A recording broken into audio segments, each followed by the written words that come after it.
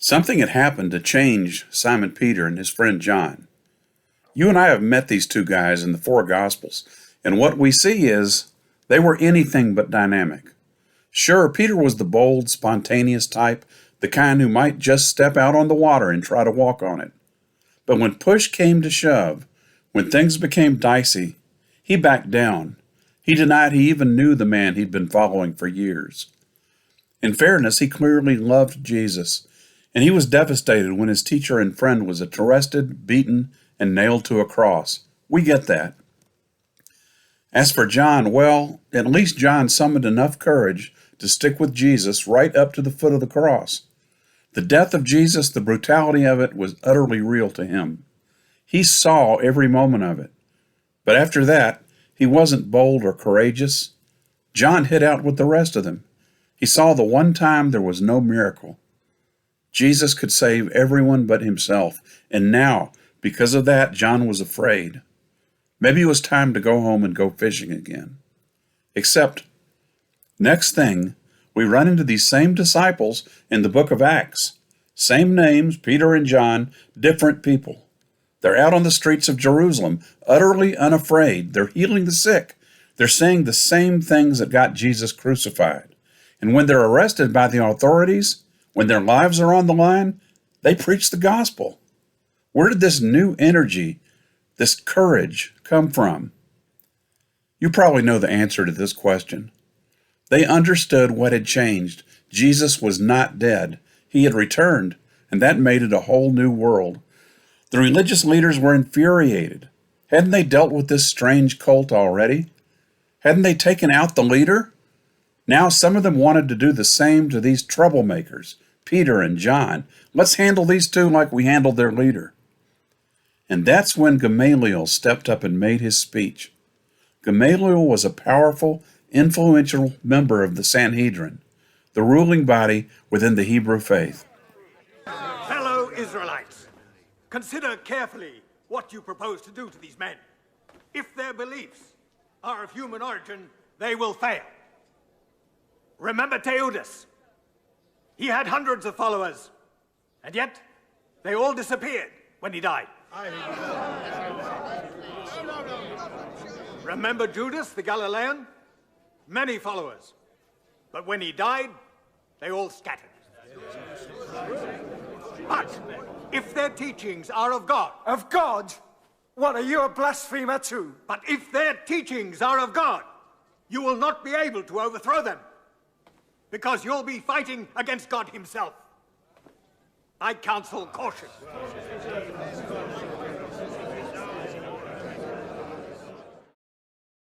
Gamaliel used common sense. Jesus, he said, wasn't the first to claim the title of Messiah. There were others. He named two of them, and he could have named several others. In each case, they were executed, and that was the end of it. In other words, chill out and let history deal with these supposed messiahs. They'll fail because they always do. And if they don't, then you'd better get out of the way anyway, because you're fighting against God. There was one man whose movement didn't disappear into the dust of history. That was Jesus. Perhaps we should follow Gamaliel's advice, take the counsel of history, and recognize that Jesus was different, because death was not the end. Peter, John, and Mary Magdalene understood that Jesus was risen indeed.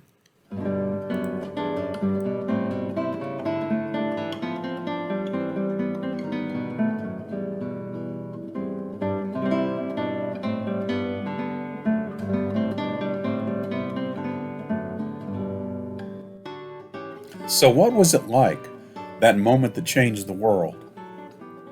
It's an interesting thing. The Gospels don't tell us what happened in the moment when Jesus returned to life.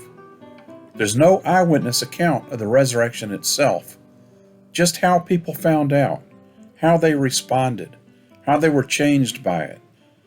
The Gospels agree that Jesus was different somehow after the resurrection, harder to recognize. He looked different, yet he still bore the wounds from his crucifixion. This is all stated, but never explained. I have 1,000 questions about all this, and I'm sure you do too. But these pages are written as simple eyewitness testimony. The people around Jesus merely tell what they saw and heard and felt. There were Peter and John, whom we've already met.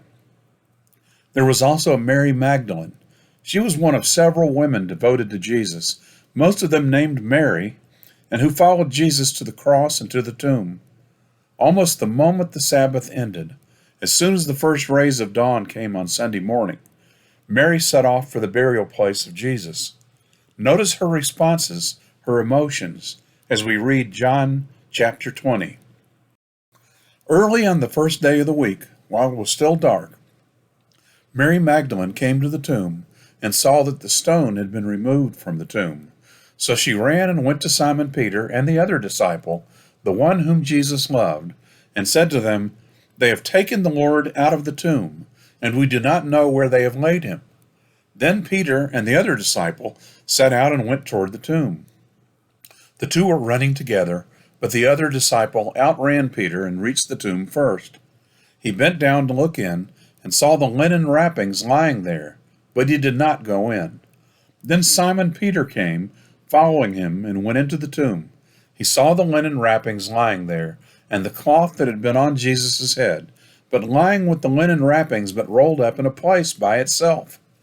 Then the other disciple, who reached the tomb first, also went in, and he saw and believed. For as yet they did not understand the scripture, that he must rise from the dead. Then the disciples returned to their homes.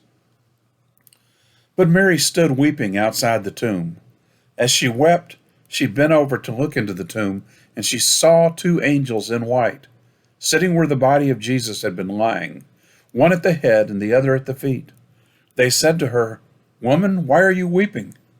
She said to them, "They have taken away my Lord, and I do not know where they have laid him." When she had said this, she turned around and saw Jesus standing there. But she did not know that it was Jesus. Jesus said to her, "Woman, why are you weeping? Whom are you looking for?" Supposing him to be the gardener, she said to him, "Sir, if you have carried him away, tell me where you have laid him, and I will take him away." Jesus said to her, "Mary." She turned and said to him in Hebrew, "Rabboni," which means teacher. Jesus said to her, "Do not hold on to me, because I have not yet ascended to the Father. But go to my brothers and say to them, I am ascending to my Father and your Father, to my God and your God." Mary Magdalene went and announced to the disciples, "I have seen the Lord." And she told them that he had said these things to her. The Sabbath had ended at sunset on Saturday, when 3 stars could be seen in the sky. The next morning, as the last of the darkness crept away, Mary made her way to the garden. Think about how you feel entering a cemetery while it's dark. And Mary had lost the center of her world. Now, imagine her response to finding the great stone moved. Proper burial of the dead was paramount for the Jews, particularly in a culture that was about laws and purity. Disturbing a grave was a capital offense. Execution was the punishment. And let's say you still wanted to rob a grave site. The great stone sealing it meant you couldn't get in and out quickly. So for Mary, this is a terrible, terrible thing. They've killed Jesus brutally, and now someone has taken his body. She runs to find the 2 leaders among the disciples, one of them Peter, and the other, the one whom Jesus loved. Now, traditionally, this is assumed to be John. There's a certain coyness when referring to him in the gospel, and that's why this gospel is supposed to have been written by John in the first place. The disciples take off running. Notice that Mary must have followed behind, because her part in the story isn't over yet. But here's an interesting detail. John, as we'll assume he is, outruns Peter, who is probably an older man, but Peter enters the tomb first. In the early church, this would be right in character. John is the studious one, the one who wrote the final gospel after taking years to think about it all philosophically. And he takes an extra moment to stand outside the tomb. Peter plunges right in. Peter always plunges right in, whether it's the Sea of Galilee or the tomb of Jesus. He's not the smartest, but he's the most reactive. Peter sees the grave clothes. The importance of this is that grave robbers, which were not the most likely thing anyway, wouldn't have carefully unwrapped the body, then neatly placed the headpiece off to the side. The word for rolled up here can be translated as twirled. In other words, they're still in the shape of the occupant. It's as if you got out of bed and the covers stayed exactly the same shape that you made under those covers, like a cocoon from which the resurrected Jesus has emerged. Now, right behind Peter, John walks into the chamber and he sees, and this is important, he believes. In the Gospel of John and in all John's writing, that's a big word. This is the real faith, the kind Jesus has been talking about so much. Not just thinking something, but knowing it with your soul. John took an extra few moments, but he believed.